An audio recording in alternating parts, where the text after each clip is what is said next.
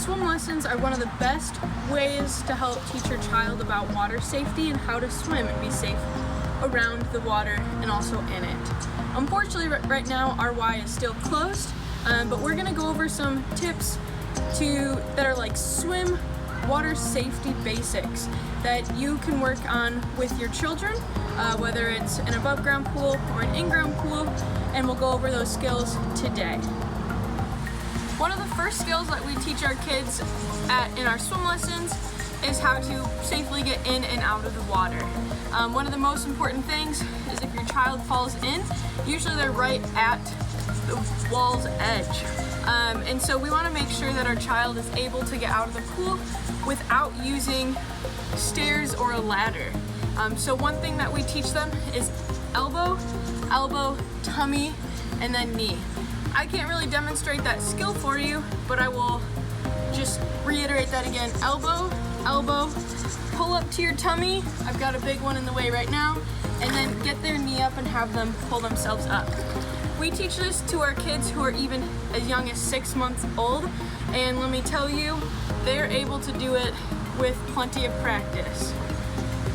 The next skill is floating.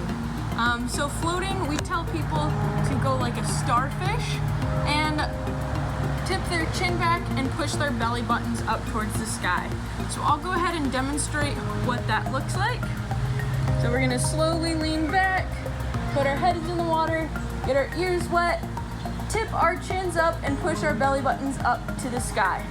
So even if my legs and my butt were to start to sink, so long as I keep my chin tilted way back, my head will stay above water and I can still get oxygen. So important for our swimmers who are tired, who are struggling, or who fall in and it's too deep and they can't touch and make it to a wall or to safety. The next skill that we're going to cover is what to do if you fall or jump into water that's over your head. So we practice and teach this skill called jump, push, turn, grab. So 4 steps. So you're gonna jump in the water. Once your feet hit the ground, you're gonna push off the bottom, turn to the wall, and grab the wall. So jump, push, turn, grab. It's easier to start in shallower water practicing it, and then slowly move down to deeper water where they'll eventually be over their head jumping in. The last skill that we're going to cover is treading water. So treading water is so important because even though we're not swimming, horizontally to get from one point to another, this allows our head to stay above the water so we can look around and check our surroundings, whether it's for the nearest exit or for help or just whatever else you're trying to see. So I'm going to go ahead and start treading water. This is an 8-foot pool.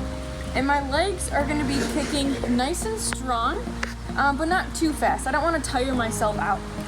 My arms are gonna be going back and forth like giant butterfly wings, but I'll bring them up just to show you my hands are gonna be slightly tilted like I'm spreading out sand. So nice, big arms, back and forth.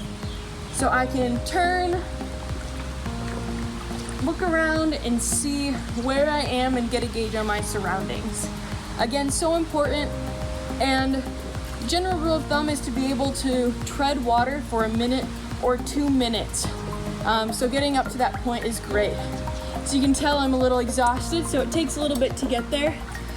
But it's a great skill and important to have in a survival situation. Even though your child may know how to swim or you review and practice these skills a lot, this is just one layer of protection to prevent drowning. You gotta remember that parent supervision, undistracted, you're paying attention to your child is so important to prevent drowning. Unfortunately, in a lot of warmer states like Florida, they've seen their number of drownings double since parents have been staying home and kids have been staying home all the time. And that's just in backyard pools. So hopefully we'll be able to open soon and get all your kids in water. But in the meantime, practice these skills and we'll see you back at our pool soon.